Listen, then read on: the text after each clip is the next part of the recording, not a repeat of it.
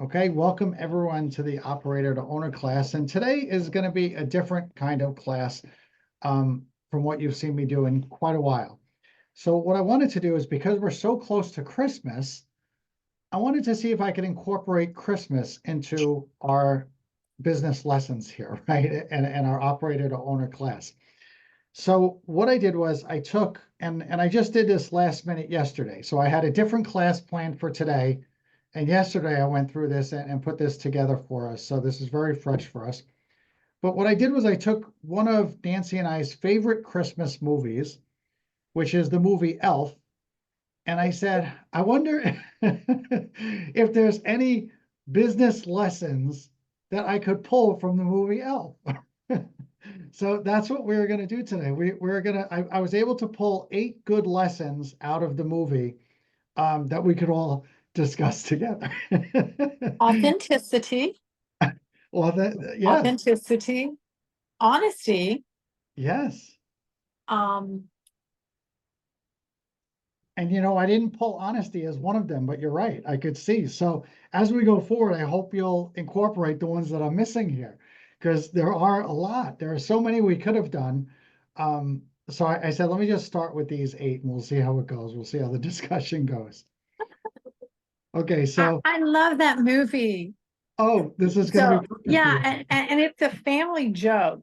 When my daughter's coming from when she's coming from DC, I always send, we have a family meme, just us, the 5 of us, without the husbands or anything. We send these notes to each other, and mine always start with Christmas is coming, and it's Buddy the Elf. I love Christmas when my daughter's coming in town. So we actually celebrated on Tuesday because that was the only day she could be in Fort Worth. And as usual, there went Buddy the Elf, going across the traffic. Christmas is coming. My other daughter said, "What are we, Mom?" And I said, "Christmas Eve."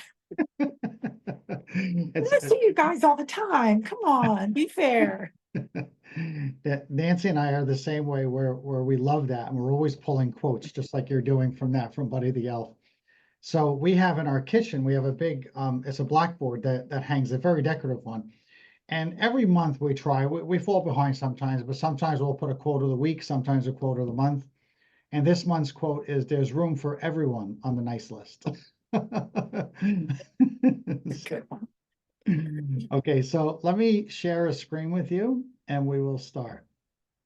Mute And myself. hopefully everyone will share our affinity for the movie Elf with us.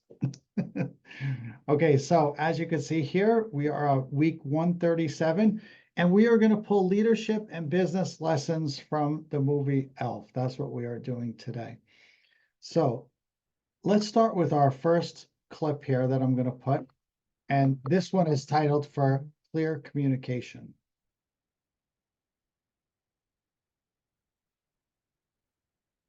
So, I hear you're going on a little journey to the big city. Yep. Kind of nervous. Well, there are some things you should know. First off, you see gum on the street, leave it there. It's not free candy. Oh. Second, there are like 30 raised pizzas. They all claim to be the original, but the real one's on 11. And if you see a sign that says Peep Show, that doesn't mean that they're letting you look at presents before Christmas. Can't wait to see my dad. We're gonna go ice skating and eat sugar plums. Yeah, that's the other thing I wanted to talk to you about. You know, buddy, your father, well, he's on the naughty list.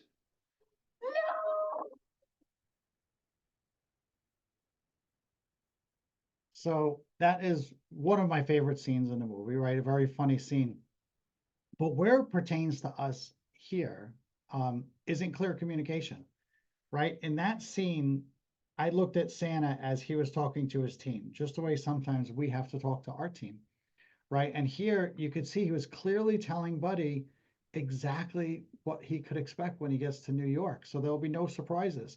Even not only just sharing just some insights, but even when sharing the bad news, right? Which sometimes we have to do, right? Sometimes we have to bring bad news to a team, we have to say, maybe not your dad's on the naughty list, right? But sometimes you never know. But sometimes we have to share that communication. And a lot of times I see leaders kind of go back from that a little bit. They're kind of afraid to share that type of news. Just yesterday, I was in a meeting with another person that I do business with, and we have to tell one of the employees that he's not performing well at all. And the person said to me, "Are you comfortable sharing that news?" And I said, "Yeah, absolutely." I said, "I'm very comfortable sharing that news. That's no problem. And I'll do it in a way that won't be, it won't break his spirit, but hopefully it'll be constructive." So what do you think about that? What do you think about the way Santa was telling Buddy about the good news and the bad news, or just the clarity? And how important do you think clear communication is? I was just talking to Robert this morning about me needing to communicate something that's not pleasant to some of my team members, and it's really difficult because part of it is because I have to be accountable for the fact that I was not clear enough with my expectations up front.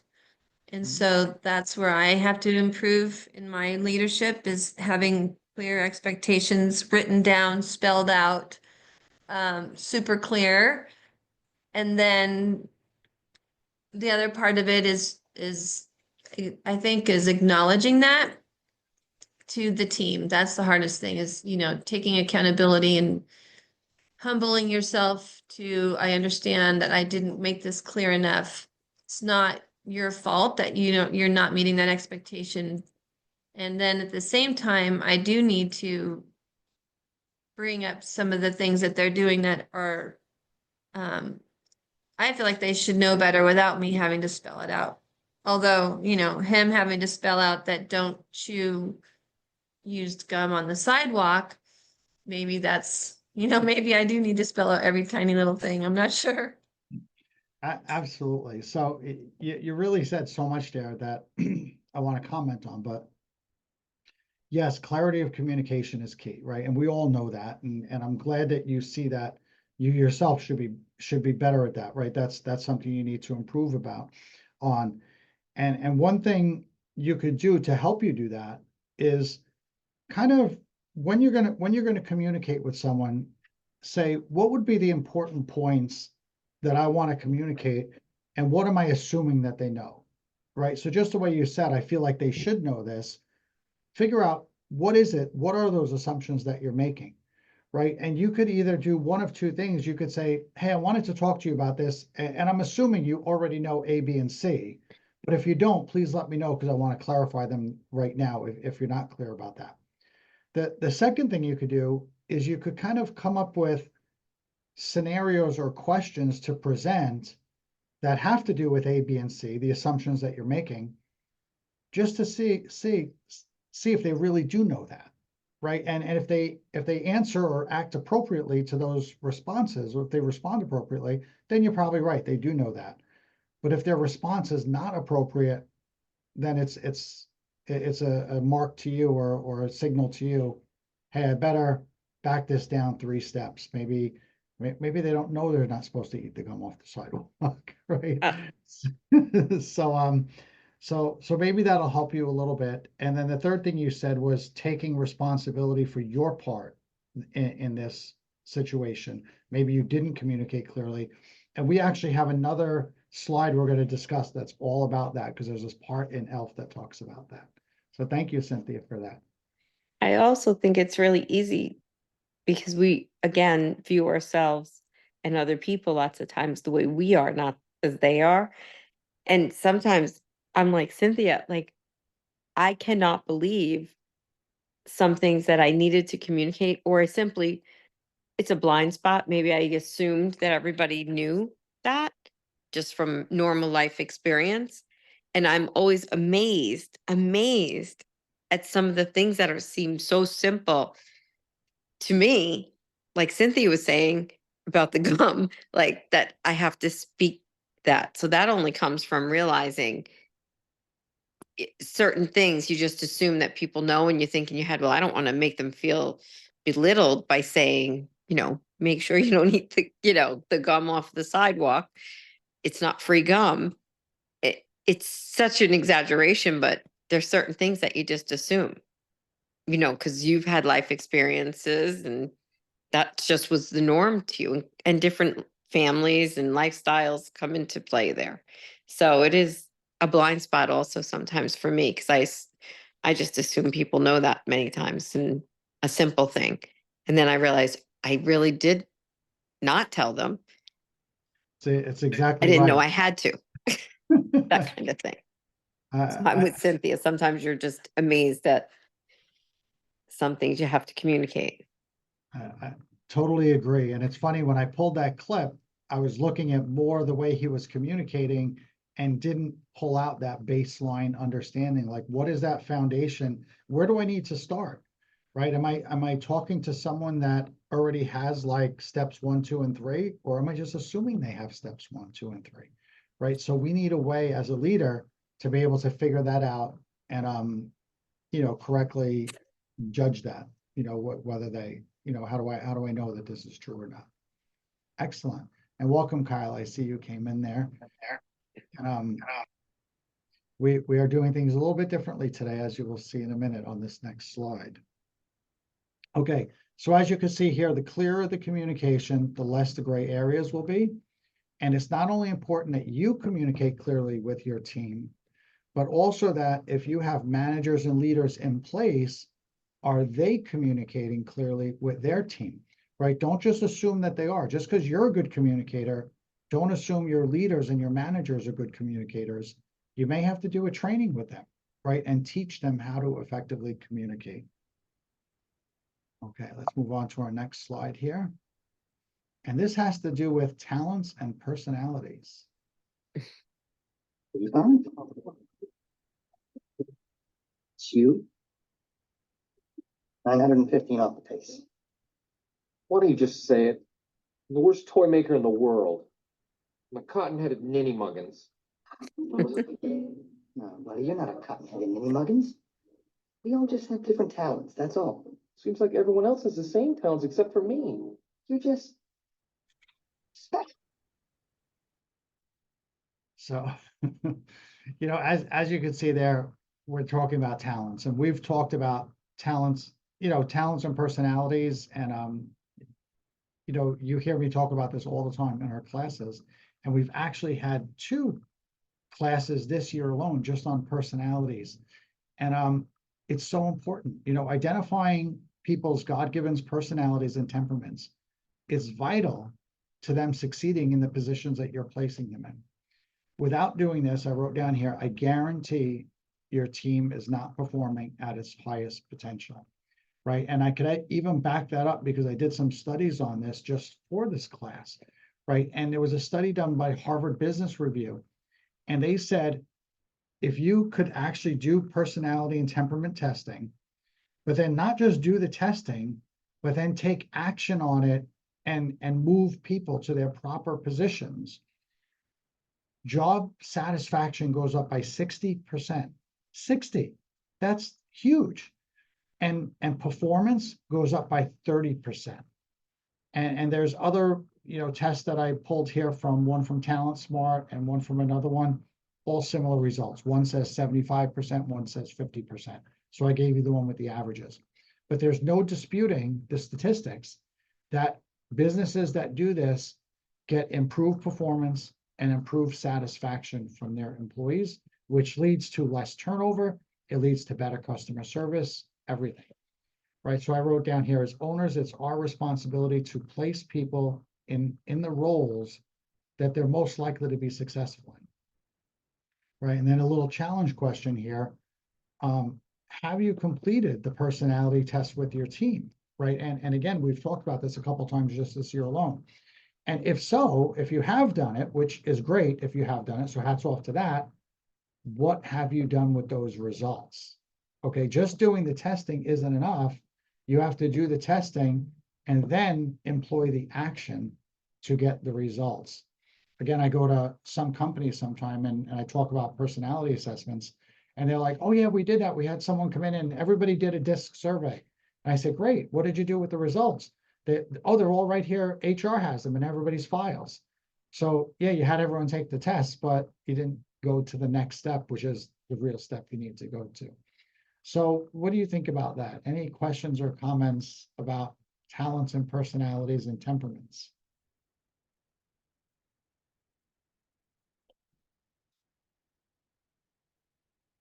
As you could see there, but he didn't feel so well when he thought he was special. Hi, Ruben, go ahead. Go ahead, someone else. Go ahead, please. You were. Okay, I'll Vicky, follow. Vicky, you go first. I was just going to say that I still continue to struggle with, thank you so much. I still continue to struggle on making the talents work all together. Or, I mean, maybe it's because we have so many different positions to fill, and those positions do require different seats on the bus. And that is still a struggle I have. I mean, I'm doing the testing, I'm looking at everything, but in looking at Buddy the Elf, I mean, this is just an observation. Of course, I love the movie, but remember when he was in the department store and how everyone there was so stern, and then the young girl was, oh, we can't do that, we can't do that. And he's like, yes, we can. And he kind of modifies their behavior to a more engaging and fun environment. I look at that, just thinking about that and thinking about a work environment, it's hard to have an environment that suits everyone. So sometimes I wonder, should we look for people that only fit in our environment and fit in our workplace, or do we try to make our workplace become more suitable for the people working in it? Just because they're so varied and there's such polar opposites in the restaurant, which of course is why in the past we've always had front of house, back of house. Now we don't do that anymore. We say, we're team building, we're team oriented. But how do we bridge that very delineated divide, if you will? So that's my question. Do we modify the environment, or do we only bring in people that we know are going to be able to work well within the environment that we have already created? That's the question. Excellent question. So I want to think more about the first part. Do we modify the environment before I answer that? And I'll answer that today. I just want to think for a moment on it, because that's an interesting take on it. But normally what we do is we fit the people into the environment, right? And I'll give you an example of this. If you have a customer facing position, okay, so a customer facing position is like your host, your hostess. It might be someone answering the phone. If you sell products like Cynthia does in a market, right? Some of those people are customer facing, working at the counter. If you have people handing out to-go orders, if to-go is a big part of your business, that they're customer facing, they all need to be customer facing personalities, right? And some of those are like the sanguine. The sanguine could make everybody feel comfortable, right? Like a sanguine personality, they smile a lot, they talk a lot, they connect instantly. Like it's almost an instant connection when you're dealing with someone with that's that high sanguine. They have the ability to diffuse situations when people are getting upset. They kind of know the right words to say or the right actions to take sometimes to kind of settle that all down. So that's a position that you wouldn't want to put someone like a high melancholy or a high choleric in that position, because a choleric is just they want to do things the way they want to do it. So if someone comes in and says, hi, I'm here to pick up my order, and let's say the order's not ready yet, right? It's going to be another 10 minutes. The sanguine personality would go, hey, your order's almost done. We're just about getting it ready there. Tell me, so how are you enjoying the weather today? Or are you getting ready for the Christmas holiday? And before you know it, the person doesn't even realize the 5 or 10 minutes has gone by, because they're engaged with the person.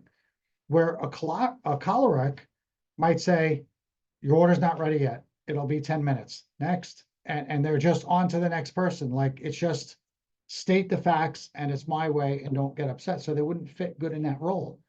But do we need cholerics? Absolutely. Your managers and your leaders all need to have part of the choleric temperament built within them.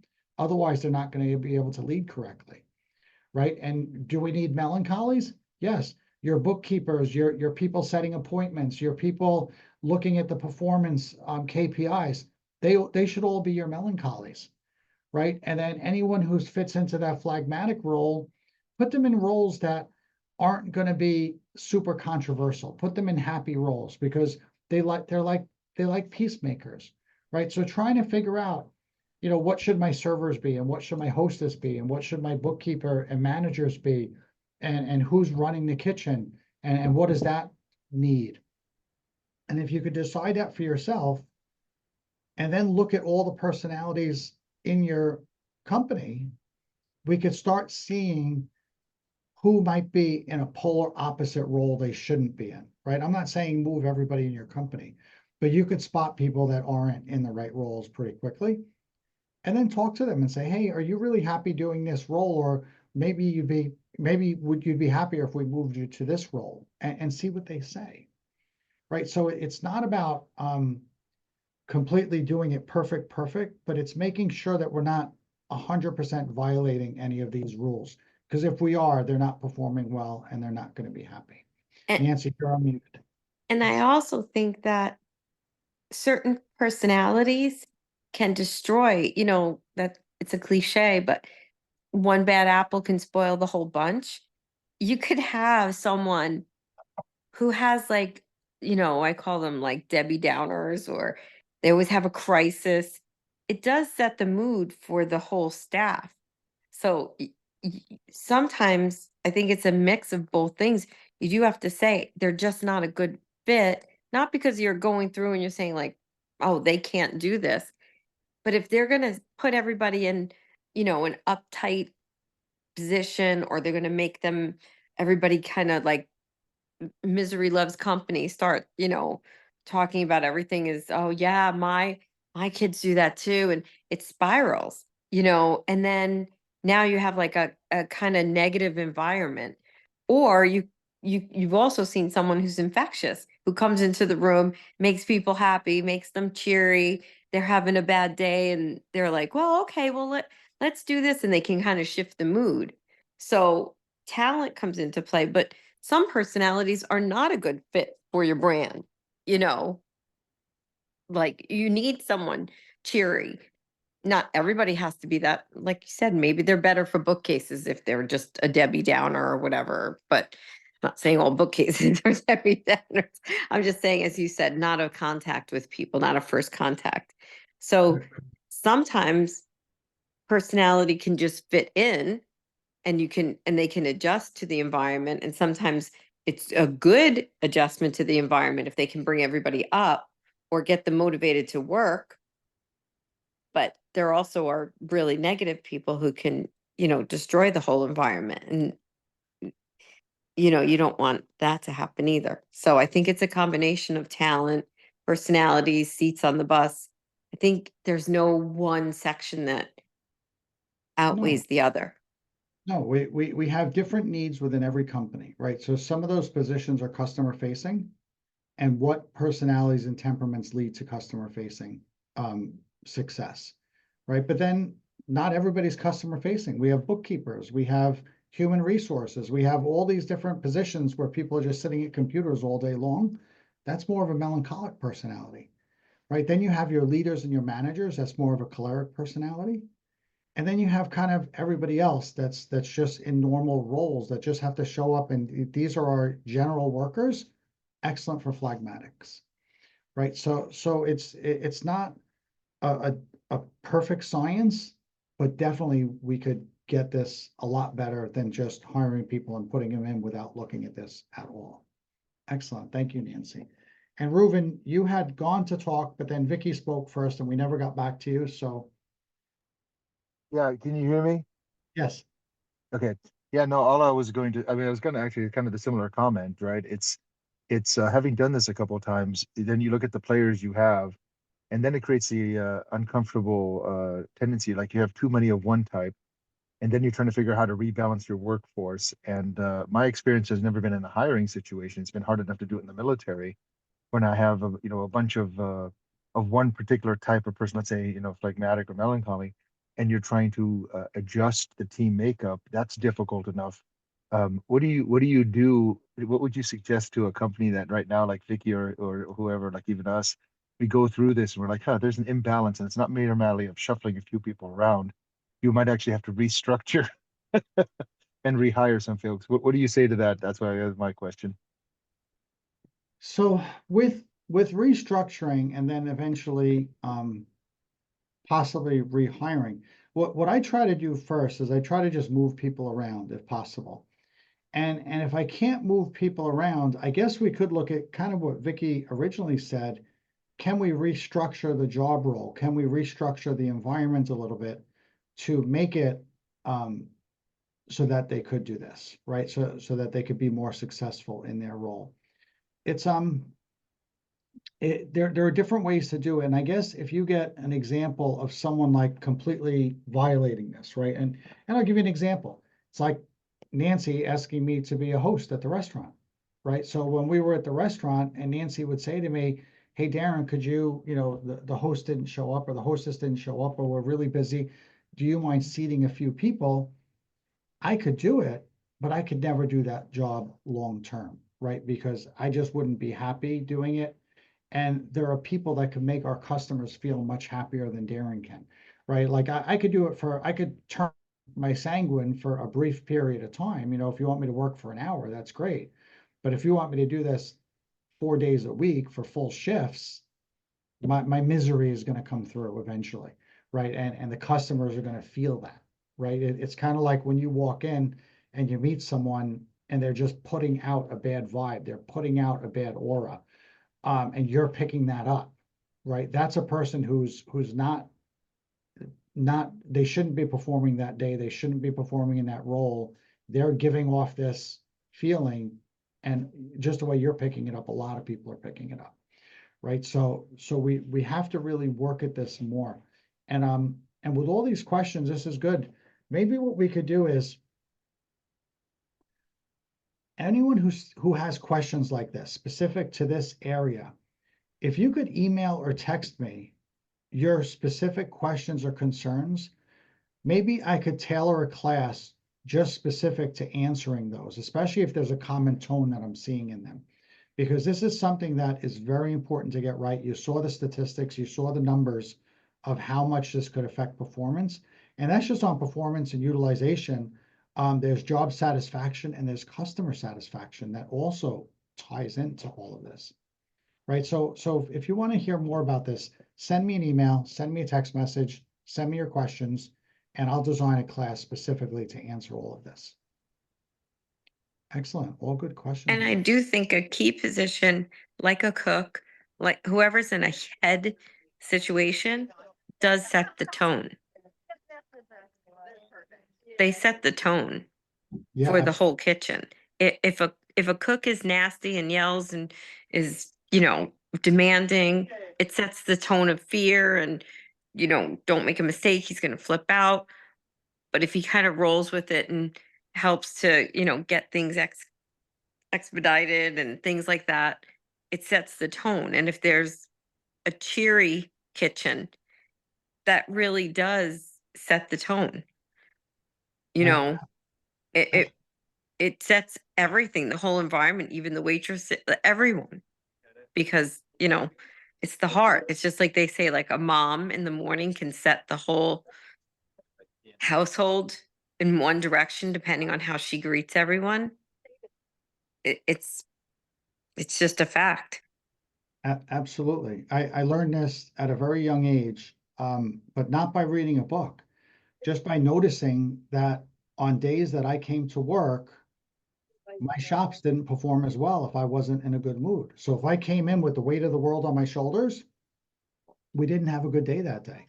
But if I came in like very excited and very upbeat, and today's going to be a great day, we did have a great day. So, and I quickly learned, I was like, boy, it's funny. Personality is setting the tone for the shop, and it's setting the tone for success. So it's just something I was able to observe and learn from that. Okay, excellent, excellent. All right, let's go on to the next one. And this is the power of passion and joy. And this is funny because I think this is going to go along with what Vicky was talking about earlier. Wow, what's this? This is the North Pole. No, it's not. Yes, it is. No, it's not. Yes, it is. No, it isn't. Yes, it is. No, it isn't. Yes, it is. No, it's not. Where's the snow? Why are you smiling? I just like to smile. Smiling's my favorite. Now I'm just going to pause it here for a second. I still have more in this clip, but this kind of goes along with just what Vicky was saying about the scene in the department store. And if you look here, he's completely like lit up, happy, he's engaged, and his manager is completely like, what are you smiling about? Why are you looking like he doesn't even crack a smile? He's just like strictly business, business, business. But Buddy's not letting it affect his mood. Buddy is trying to persevere and say, nope, I'm not going to let this affect me. We're going to keep going forward, right? But sometimes we've all had that. We've all had that in business where we have a customer come in or a client come in or a manager of ours that's just like this hard person. And here you could see the contrast clearly between these two, right? And just think about this. Who would you rather work for? Or if you were a customer, who would you rather be engaging with right now? Would you rather be engaging with Buddy? Or would you rather be engaging with his supervisor there? Right, and we'll go on, we'll finish the clip and then we'll talk about it. Make work your favorite. That's your favorite, okay? Okay. Work is your new favorite. Fine. Time for the announcement. Okay, people, tomorrow morning, 10 a.m., Santa's coming to town. Oh my God. Santa here? I know him. Now, if you look at that, you could see how the level of excitement of Buddy, clearly a sanguine, right? And the level of excitement of his manager, clearly a choleric, right? But yet they're working in the same department. The choleric is around all the customers. And this shows you just what it is, right? So, but even though we were talking about personalities, this is kind of what we were just talking about. Buddy's enthusiasm and passion are contagious, right? Everywhere he goes, this is just one example, he brings joy and transformation. In our roles as leaders, it's critical that we foster a culture where our passion for the business becomes infectious, right? Creating joy, engagement among our teams, a happy and motivated teams, and this again is backed up by lots of statistics, drives higher productivity, right? So I wrote down here, as owners and leaders, we need to focus on creating an inspiring vision that aligns with our values. And when we lead with joy, when we lead with passion, our employees reflect that back into our business, right? Here's the statistic from the Harvard Business Review. It says leaders who maintain a positive mood tend to create an environment of trust, collaboration, and engagement, which can lead to a 31% increase in productivity, right? 31%. And that's just by maintaining a positive attitude. We could be 31% more productive. So what do you think about that?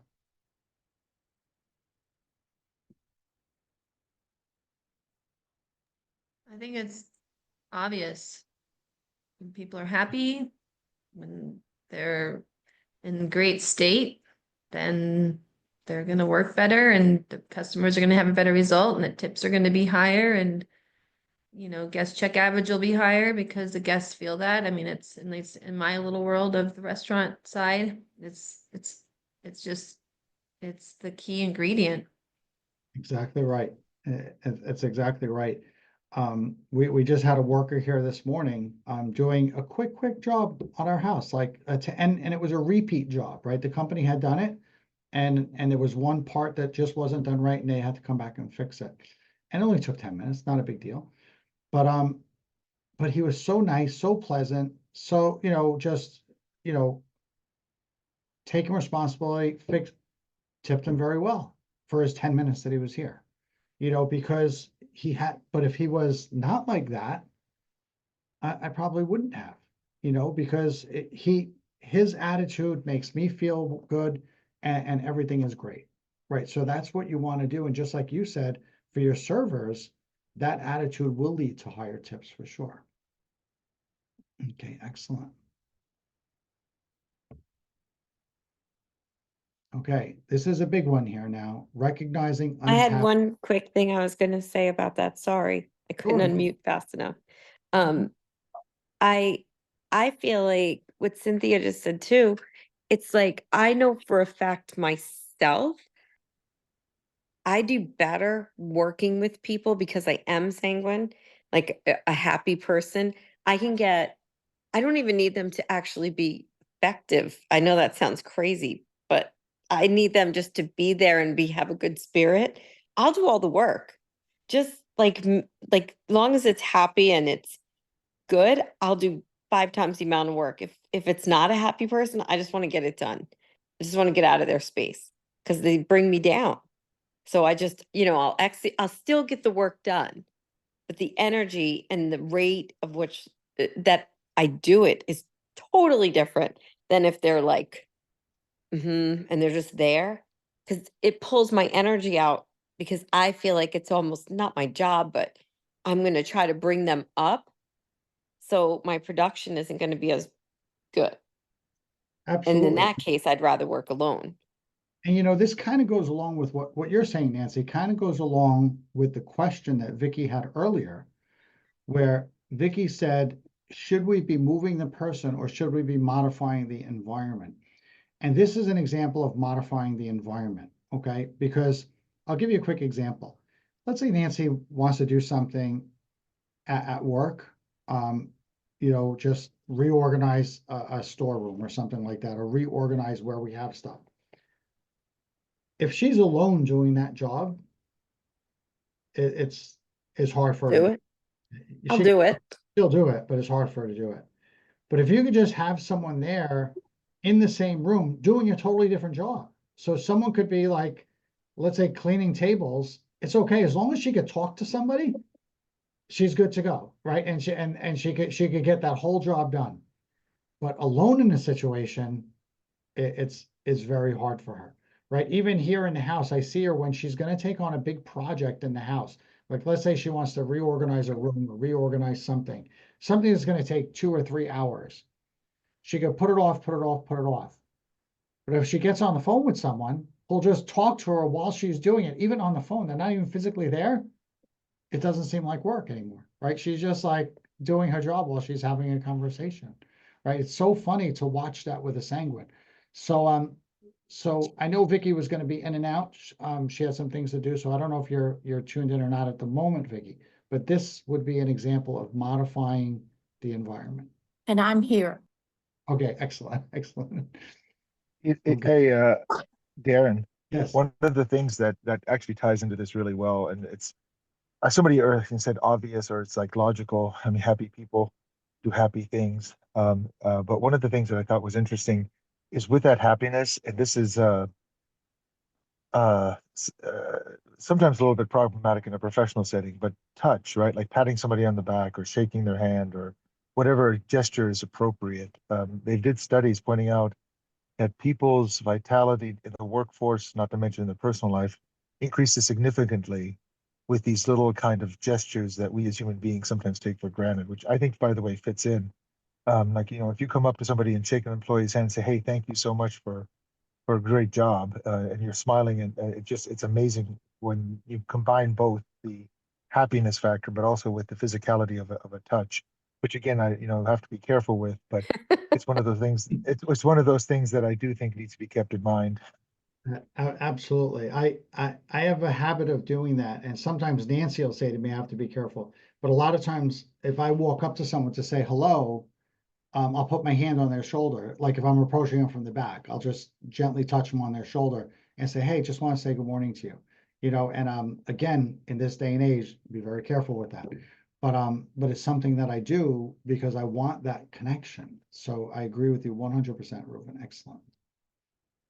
Okay, let's talk about recognizing untapped potential. Feeling strong, my friend? Call me Elf one more time.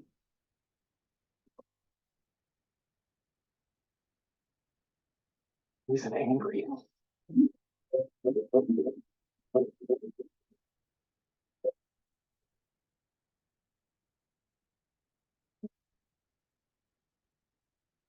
I wasn't ready for that.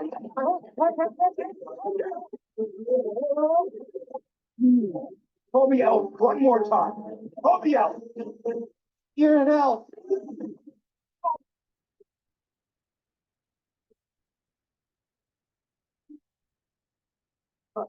He thinks he's an elf. Miles. Listen, Miles. He must be a South Pole elf. You get the hell out of here. Where do you want me to go? I don't care where you go. I don't care that you're an elf. I don't care that you're nuts. I don't care that you're my son. Get out of my life. No.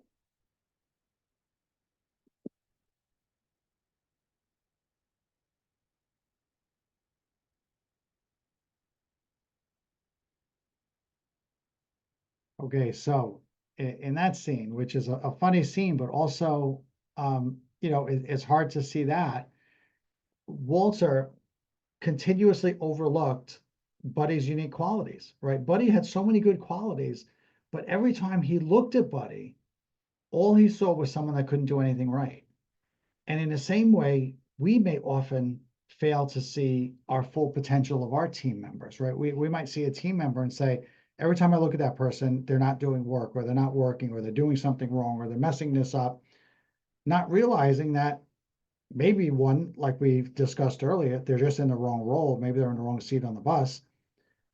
But two, maybe we just haven't uncovered what is their talent. What should they really be doing? And recognizing and nurturing these unrealized strengths is critical to building a business that thrives, right? We have to be able to look at our employees and say, okay, these are my assets, these are my resources. How am I best going to use this resource, right?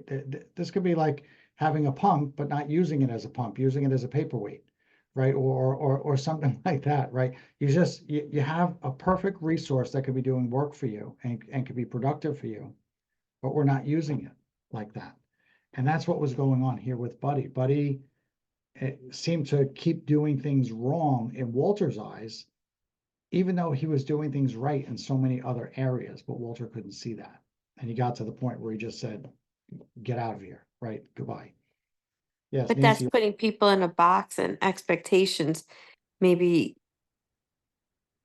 or the way things were always done.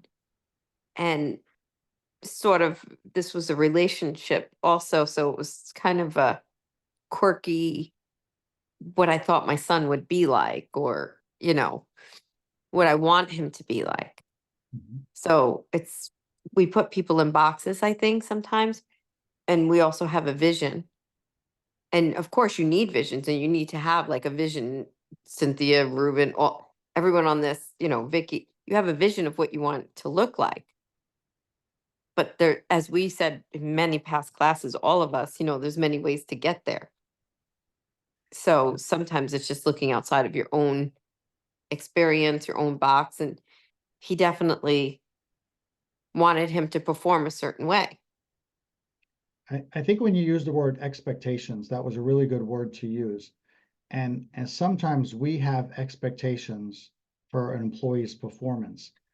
And if they don't meet those expectations, the gap between my expectations and reality, the wider that gap, the wider my frustrations, the more I'm frustrated.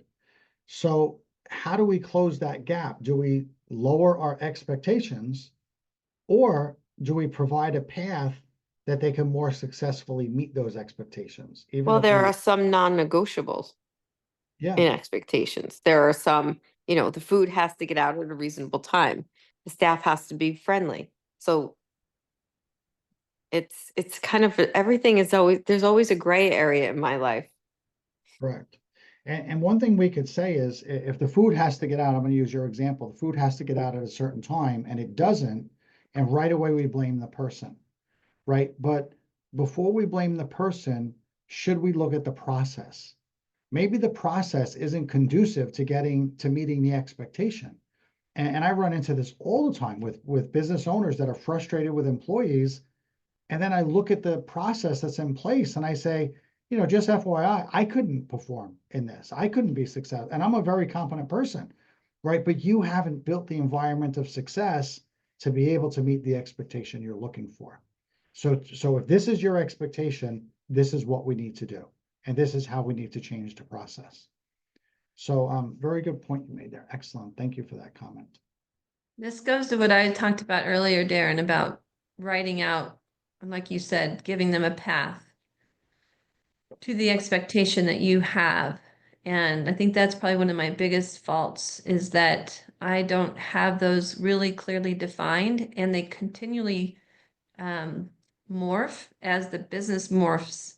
And so new roles and new positions or new responsibilities take place as we grow and change, and yet I don't have that clear communication with my leaders and how that's going to affect them and what my new expectation is with them to take this new project on. And it's I don't know what it is. I just want to go, my personality style, and to stop and do that before I go is really challenging for me.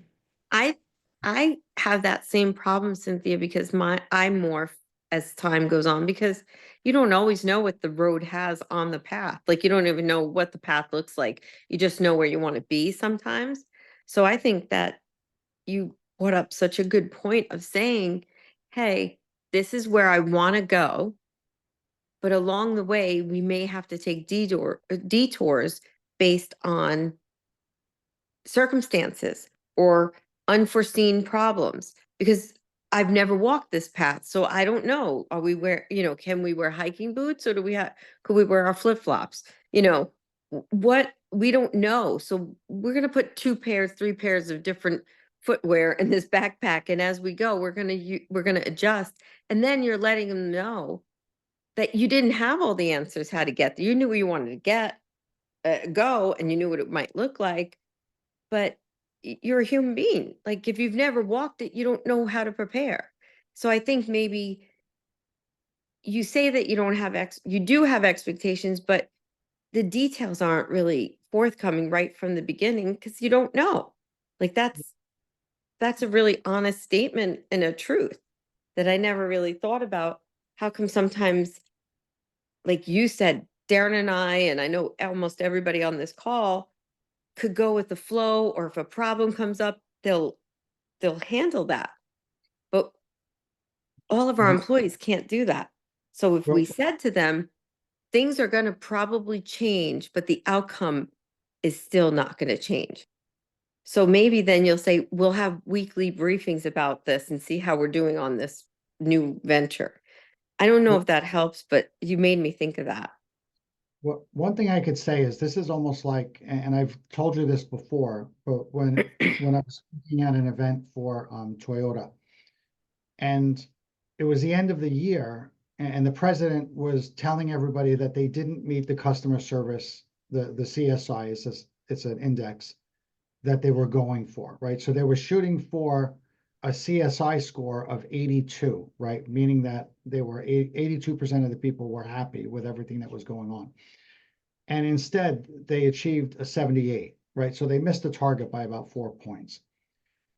And so he said, so for next year, what we've done is we've lowered the target down to 80, right? So I got up to speak after the president did.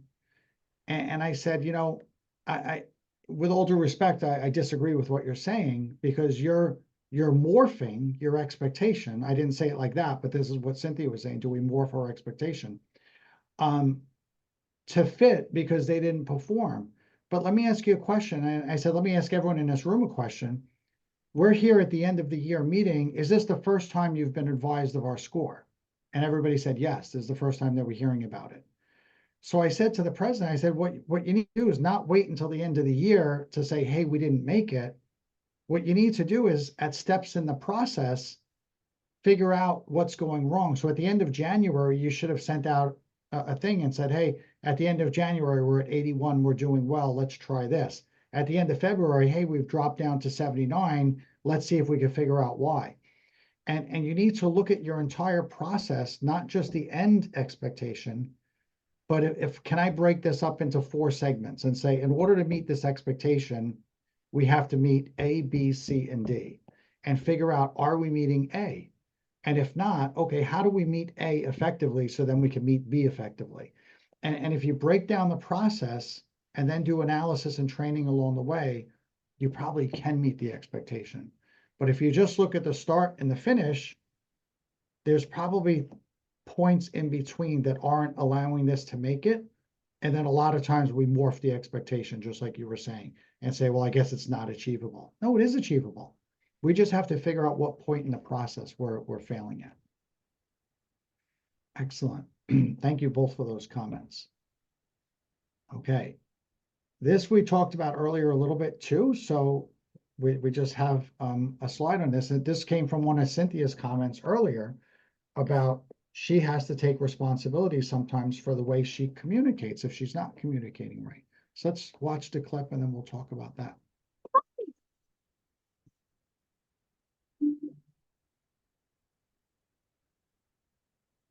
I need to tell you something. And it is something I do right now. I didn't mean anything I said back there, not a word. I know you may be a little chemically imbalanced, but you've been right about a lot of things. I don't want you to leave. So,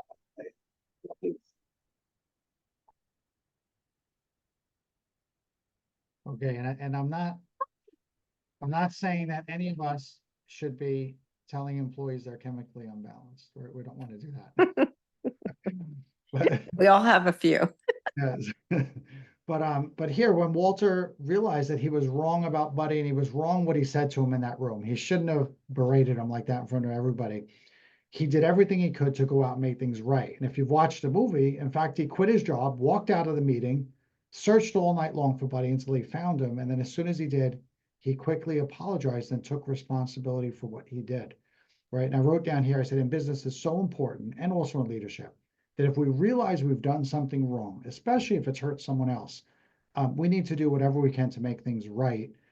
And I stole this quote from the person, I think it was at Delta, who said this, the CEO, says the cover up is always worse than the crime. And that's very, very true, right? If you try to just pretend it didn't happen, it's only going to make things worse, right? The crime wasn't that bad. The cover up is going to be a lot worse. So just make it right from the beginning. And I think, Cynthia, I think that's what you were saying earlier. Okay.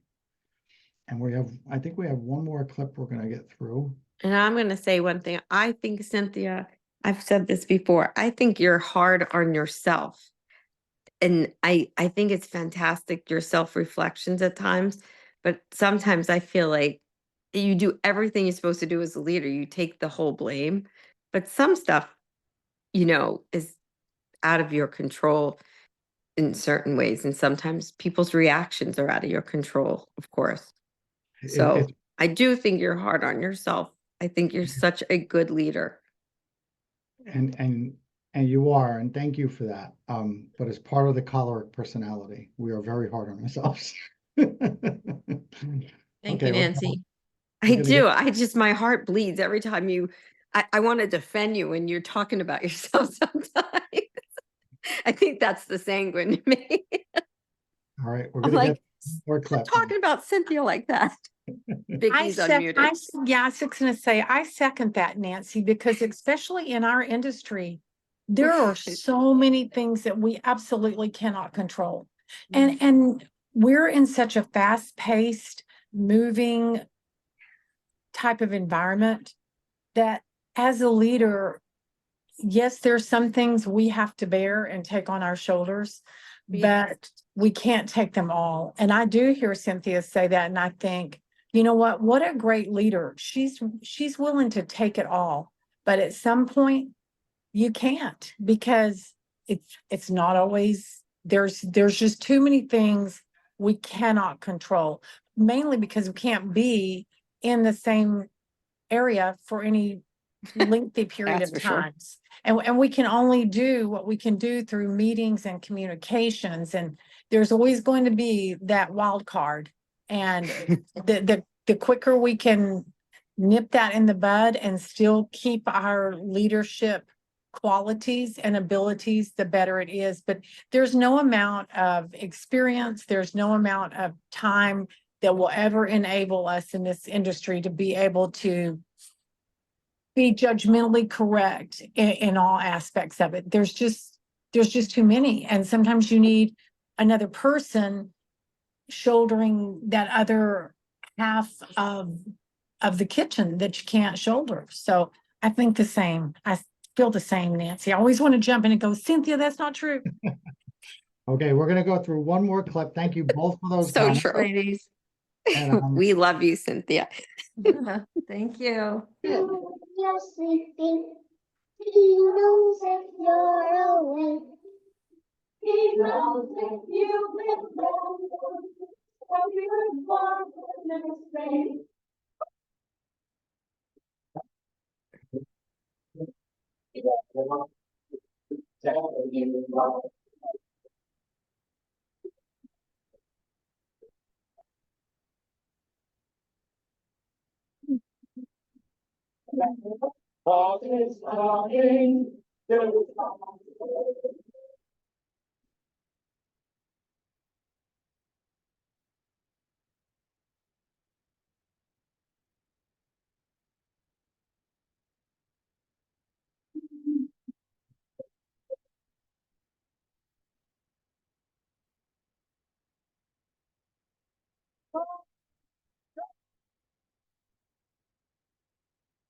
okay, and this is gonna be our last clip for today because we are coming out of time here. We're already in overtime. But I wanted to make sure we get with this, right? And as you can see there, belief and vision drive results, right? And Santa's sleigh soars when people start believing in the magic of Christmas. And the same holds true in your business, okay? Your vision and your belief can inspire your team to achieve extraordinary results, right? But we have to lead with a clear vision. We have to lead with conviction. And we have to make sure everyone on the team understands the why behind the mission. And when your team doesn't seem to be generating those results, when things seem like they're not working out, it's up to you to come in and still have that Buddy the Elf attitude of it's going to be great. Today's going to be a great day. And yeah, we're not there yet, but we're getting there. And show them how we're getting there. Show them what we're doing right. Show them how we're going in that right direction. And keep pushing them to inspire them, just the way they were inspired to believe in Christmas in there and make Santa's sleigh fly. So belief and vision drive results. And any last minute questions or comments with that before we end for today? And thank you we're a little bit over time, so thank you for that. I think Darren, belief is important. Go ahead. I'm sorry, Ruben. No, please go ahead. No, I'm just saying, I think belief is so important because if you believe in somebody, they can go much further sometimes just because of belief. So go ahead, Ruben. I'm so sorry. And I see Cynthia also. Go ahead, No, I Ruben. was just gonna say, Darren, that was, so Elf is not my favorite movie. It's my kid's favorite. And I've had to I enjoy it, but I've had to watch way too many times. So when I was laughing earlier on, I'm like, oh, this is going to be interesting. The reason I say that was brilliant. It really was. And it makes me want to watch the movie again for whatever that's worth. But my little plug for you, do something small with this. Put it out on a page, a web page, or your blog or something, because this as a write-up, I think it's like right up there would cheer people up and be such a helpful thing to have out there. It's just too well done. A little bit of editing, this would be phenomenal. Just my little plug for you. Perfect. Thank you, Ruben. I appreciate that. And see, now you can watch Elf with the family with a whole new perspective. You could say, I'm going to watch this movie just to pull leadership principles out of it. Ruben, you're breaking my heart that it's not your favorite. You're breaking my heart. I will. I'm sorry, man. It's becoming. Honestly, I'm gonna say this is the problem for me now. I'm gonna watch this and I'm gonna be like, hey guys, because they're already prone for me stopping movies to explain like the background. So I'm thinking this could be detrimental to my familial health. Excellent. And Cynthia, you're unmuted. I was just gonna say that I have to agree with Ruben that he drives me crazy, Will Ferris anyway, just as a actor.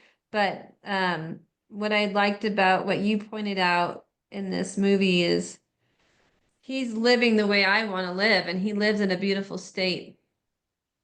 And that's an incredible place to live. So as simple and goofy and corny and all those other things that this character was, he lived in a beautiful state, and that's what I'm striving to be in. So the movie inspired me to see it from a different view as opposed to being annoying. Well, that's That's me. I could annoy people and drive them crazy, but I want to live in that state all the time. Ask my husband, it could drive him crazy. Every time it rains, and it's from here. We're gonna skip adaptability. Unless everyone wants to see one more slide. I thought we were done with the slides here, and we could end there because I know I am over time and I want to be respectful of all your time. But there was one more on adaptability, and we can talk about adaptability another time. So I just want to say, I'm Mary- okay if they're okay. If you want to run through it quick, that's up to everyone else. I Fine can with watch. that. Go ahead. I can Okay, watch. if you have a minute. I'm good. We have to see the end. You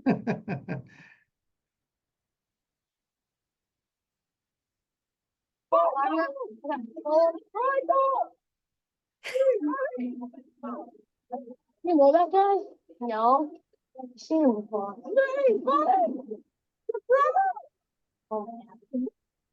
Wow, you're fast. I'm glad I could up. I waited 5 hours for you. Why is your coat so big? So, good news. I saw a dog today. Have you seen a dog? You probably haven't. How was school? Was it fun? You get a lot of homework? Huh? Do you have any friends? Do you have a best friend? Does he have a big coat too? Now I'm just going to pause it there for a second, right? And you could see here, Buddy is his brother, right? So he has to respond to Buddy as a brother, but this is what John Maxwell will call level 1 leadership, right? He's just talking to Buddy because he has to, right? There's no connection there. This is positional leadership that you're seeing here, where he really doesn't like Buddy, but he's forced into this situation because he's his brother. Right, but let's watch what happens with the rest of the clip here. Ow!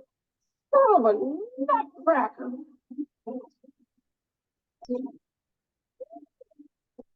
Better get out of here. You know what? Look at something. You ready? Let's go.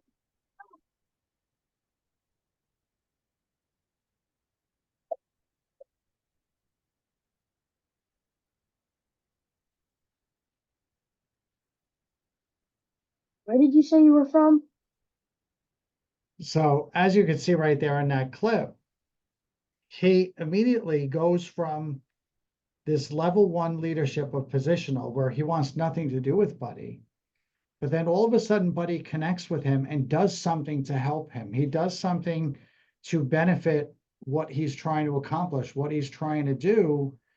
And then all of a sudden, he's like, where did you say you come from? And if you watch the rest of the clip after this, they start having fun and they start connecting. And this was, to me, a perfect example of level 1 and level 2, just those 2 levels of leadership, right? So I said, Buddy invests in relationships, whether with his family, Jovi, or complete strangers, right? And these connections are what make him successful and bringing joy to others.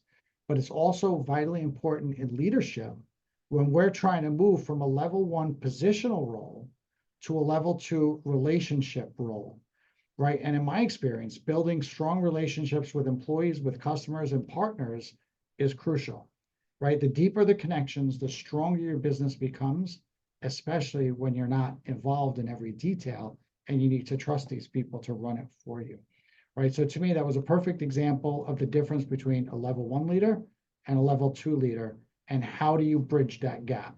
And he obviously bridged the gap through the snowball fight, which might be fun to have with your staff. Cynthia, you're unmuted. Do you want to comment on that? No, sorry. Okay. And anyone else want to comment on that? Okay. All right. Well, if no one else has, Nancy's going to have a I comment. see Ruben is smiling a lot over Elf now, so he's ready.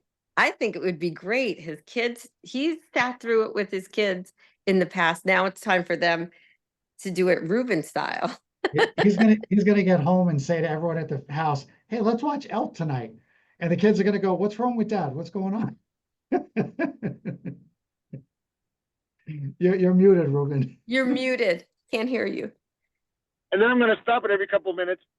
And if they say, "What are you doing?" I'm going to say, "Darren. Just Darren's fault, not mine." Absolutely. So Okay. fun. All Well, right. Well, I thank just you wanna- everyone for letting him do the last slide. Yes, and I want everyone to have a very Merry Christmas from both Nancy and I. Yes, we hope you enjoy the holiday with your families and your business and your employees and your whoever it is that you're with this holiday season. But Merry Christmas to everyone on the call. And we will Merry look forward to- Christmas to you too. Yes, and everybody, it's a crazy time of year, but remember, just pause at certain times just to enjoy it a little bit. Yes. So There's a true. reason. Yes. Okay. Merry Christmas, So everyone. great. Merry Christmas, everyone. Christmas. Merry Christmas. Feliz I look Navidad. forward, and don't forget to get ready to write your goals for next year. I can't believe we're here again. Gosh, Yes. I can't either.